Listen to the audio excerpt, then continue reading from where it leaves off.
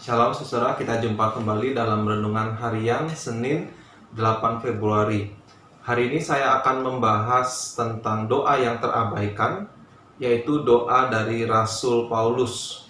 Judulnya adalah supaya kamu dianggap layak oleh Allah.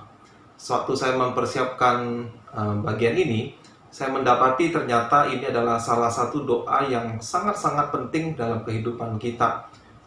Semoga saya tidak terdengar terlalu melebih-lebihkan, tetapi kalau Anda mengikuti penjelasan saya yakin, saya berdoa agar Anda pun memandang ini adalah doa yang sangat penting dalam kehidupan kita. Sebelumnya mari kita berdoa sejenak, mohon pimpinan Tuhan. Tuhan, kami bersyukur untuk hari baru yang Kau berikan kepada kami. Kami bersyukur atas penyertaan Tuhan di tengah kesukaran, penderitaan di tengah dunia kami ini. Kami percaya Tuhan akan terus menuntun kami, mencukupi segala yang kami butuhkan. Kami membutuhkan firman-Mu juga untuk menjadi pedoman dalam kehidupan kami. Pakai hamba-Mu untuk boleh menjelaskannya sesuai dengan rencana Tuhan. Dalam nama Tuhan Yesus kami berdoa dan memohon. Amin. Nah, doa Rasul Paulus, biasanya kalau kita membahas Rasul Paulus, biasanya kita membahas teologinya, doktrin-doktrinnya. Tapi cukup jarang kita jumpai pembahasan tentang doa dari Rasul Paulus. Saya bacakan 2 Tesalonika 1 ayat 11 dan 12. Demikian berkata firman Tuhan. Karena itu kami senantiasa berdoa juga untuk kamu, supaya Allah kita menganggap kamu layak bagi panggilannya, dan dengan kekuatannya menyempurnakan kehendak-Mu untuk berbuat baik dan menyempurnakan segala pekerjaan iman-Mu, sehingga nama Yesus Tuhan kita dimuliakan di dalam kamu dan kamu di dalam Dia, menurut kasih karunia Allah kita dan Tuhan Yesus Kristus. Amin. Dalam doa ini kita melihat Paulus berkata, kami senantiasa berdoa. Jadi permohonan yang Paulus panjatkan, Paulus dengan rekan-rekan pelayanannya panjatkan kepada Tuhan bagi jemaat di Tesalonika adalah sebuah doa yang selalu, senantiasa diucapkan, diingatkan oleh Rasul Paulus untuk mengucapkan permintaannya ini. Ada dua hal yang dia pinta dari Allah untuk jemaat di Tesalonika. Apa itu? Yang pertama, dia minta Allah menganggap mereka layak bagi panggilannya. Dan yang kedua, sebetulnya ada dua, tapi kita jadikan satu, yaitu supaya Allah dengan kekuatannya menyempurnakan kehendak untuk berbuat baik, dan yang kedua, menyempurnakan segala pekerjaan iman mereka.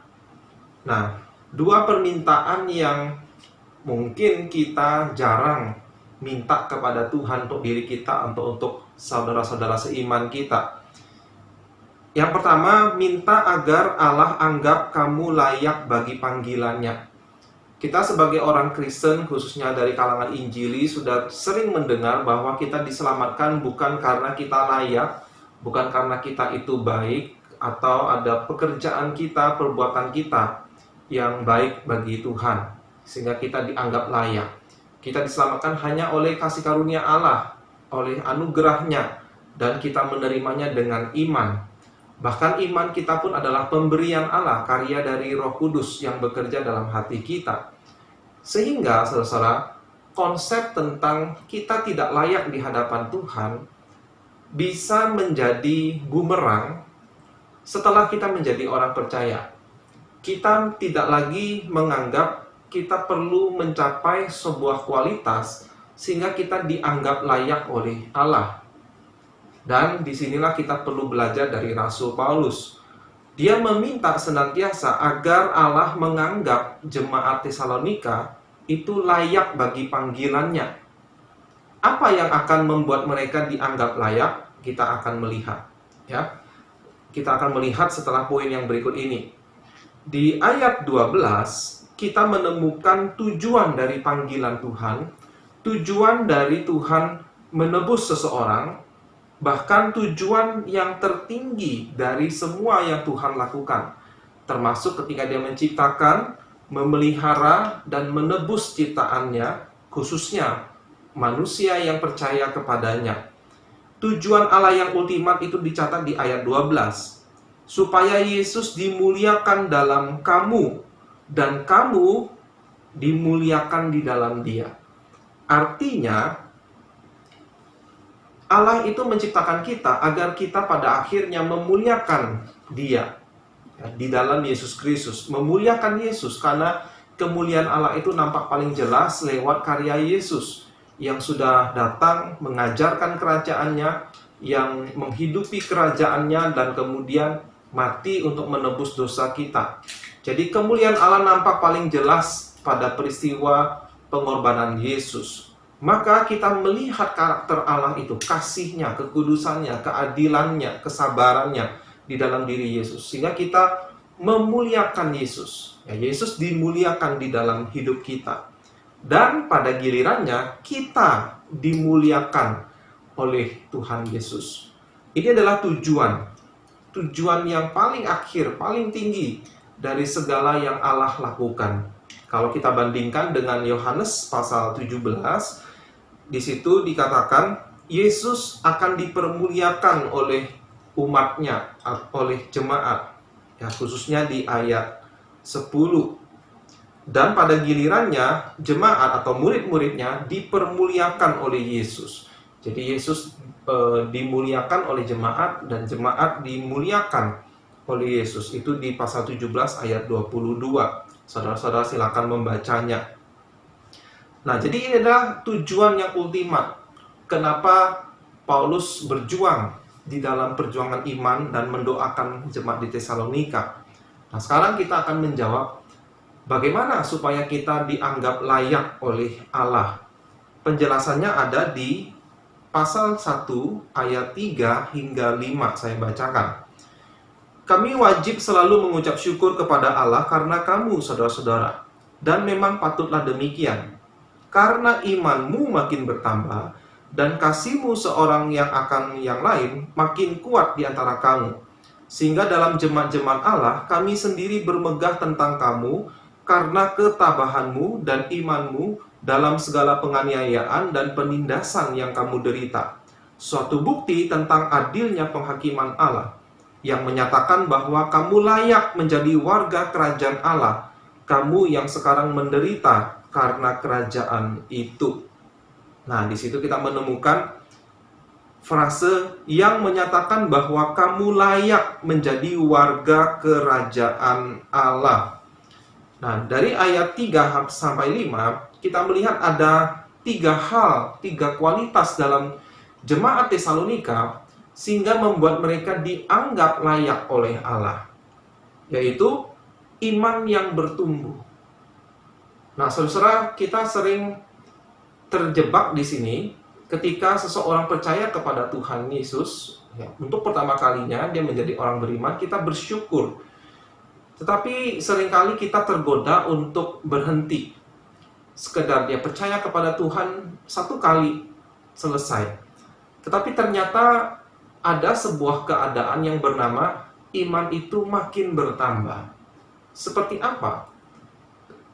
Saya rasa bentuknya adalah makin dia mengalami penderitaan demi nama Tuhan, orang itu malah makin bahagia. Karena dia menderita demi nama Tuhan. Ketika mengalami penderitaan oleh karena nama Tuhan, dia bersyukur. Nah, ini menunjukkan iman yang makin bertambah. Lalu yang kedua, kualitas yang kedua, kasih seorang akan yang lain makin kuat. Nah, perhatikan kasih yang semakin kuat. Berarti ada desakan, ada kerinduan yang makin intens. Kalau kita analogikan, bandingkan dengan orang yang sedang jatuh cinta kepada seseorang yang mungkin baru dia kenal, dia jatuh cinta untuk kali pertama, ada pikiran yang terus-menerus tentang orang tersebut, ada kerinduan untuk bertemu, ada kerinduan untuk melihat dia bahagia. Nah, kalau dikatakan kasih yang makin bertambah, makin kuat, berarti perasaan itu makin menguasai dirinya, menguasai perbuatannya.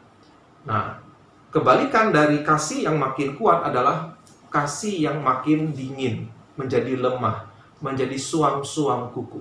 Nah, ciri yang kedua, kualitas yang kedua, jemaat dianggap layak oleh Tuhan adalah kasihnya yang makin kuat. Dan yang ketiga adalah tabah dan iman dalam penganiayaan dan penindasan atau dalam penderitaan. Jadi dalam keadaan teraniaya, tertindas, menderita, orang itu tabah ya, dan tetap beriman kepada Tuhan. Nah, 3 hal inilah yang terjadi dalam kehidupan jemaat di Tesalonika, sehingga di ayat 5 dikatakan, kamu ini dianggap layak. Kamu tuh layak menjadi warga kerajaan Allah. Dan di akhir pasal 1 ini kita menemukan Paulus terus mendoakan supaya keadaan itu terus terjadi. Jemaat di Tesalonika tetap dianggap layak oleh Tuhan menjadi warganya. Nah, kalau kita alami ini, kita dianggap layak. Lalu dibandingkan, dikontraskan dengan pembalasan dari Allah terhadap orang yang menganiaya orang-orang yang beriman kepada Tuhan. Kita tahu sebagai umat Tuhan, di segala tempat di dunia ini kita mengalami penganiayaan yang berbeda-beda. Di negara-negara yang anti-Kristen, gereja bahkan tidak diizinkan berdiri, Alkitab bahkan dilarang. Tetapi di negara seperti kita, Indonesia, walaupun penganiayaan dari orang yang tidak seiman dengan kita itu juga ada, tapi tidak seintens negara-negara yang seperti saya sebutkan. Tapi nampaknya penderitaan itu, penganiayaan itu muncul dalam bentuk yang lain. Saya merasa di Indonesia ini, Injil yang benar justru teraniaya. Injil yang palsu, ya, teologi sukses itu justru menganiaya gereja-gereja yang setia memberitakan firman Tuhan yang benar, yang mengutamakan tentang pengorbanan Yesus bagi dosa. Dianiaya oleh gereja-gereja palsu yang mengajarkan tentang ikut Tuhan Yesus itu sukses, bahagia, bagaimana menjadi orang-orang yang sukses di dunia ini, bukan dalam hal secara spiritualitas.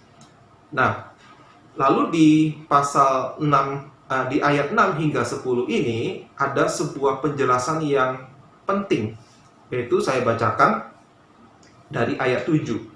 Dan untuk memberikan kelegaan kepada kamu yang ditindas, dan juga kepada kami, pada waktu Tuhan Yesus dari dalam surga menyatakan dirinya bersama-sama dengan malaikat-malaikatnya, dalam kuasanya di dalam api yang bernyala-nyala, dan akan mengadakan pembalasan terhadap mereka yang tidak mau mengenal Allah dan tidak mentaati Injil Yesus Tuhan kita. Ayat 9, mereka ini akan menjalani hukuman kebinasaan selama-lamanya, dijauhkan dari hadirat Tuhan dan dari kemuliaan kekuatannya, apabila ia datang pada hari itu untuk dimuliakan di antara orang-orang kudusnya dan untuk dikagumi oleh semua orang yang percaya, sebab kesaksian yang kami bawa kepadamu telah kami percayai. Ayat 11, karena itu kami senantiasa berdoa juga untuk kamu. Nah, ayat 11 yang tadi, doa Paulus itu. Karena inilah kenapa Paulus mendoakan mereka. Artinya, saudara-saudara, kita, semua orang di dunia ini, semua orang di planet bumi ini, hanya akan dikelompokkan menjadi 2 kelompok. Orang-orang yang dianggap layak oleh Tuhan menjadi warganya, maka Anda akan dimuliakan oleh Yesus. Orang itu akan dimuliakan oleh Yesus dan akan memuliakan Yesus. Atau kelompok yang kedua, yang tidak dianggap layak oleh Allah menjadi warga kerajaannya. Artinya mereka akan mengalami hukuman kebinasaan selama-lamanya, jauh dari hadirat Tuhan dan dari kekuatan kuasanya. Dan saya takut ayat 9 ini, ya, mereka yang tidak dianggap layak, itu justru terjadi terhadap orang-orang yang secara status Kristen. Karena mengaku percaya kepada Tuhan, tetapi mereka tidak mengalami 3 kualitas yang tadi, sehingga mereka tidak dianggap layak oleh Tuhan, dan pada akhirnya mengalami nasib hukuman kebinasaan selama-lamanya jauh dari hadirat Tuhan. Itulah mengapa di awal saya katakan ini adalah doa yang terabaikan, yang sangat-sangat penting untuk kembali kita doakan. Kiranya firman Tuhan hari ini menginspirasi saudara dan mendorong kita untuk mendoakan hal ini terhadap diri kita, jemaat Tuhan, saudara-saudara kita yang seiman. Sampai jumpa, Tuhan Yesus memberkati.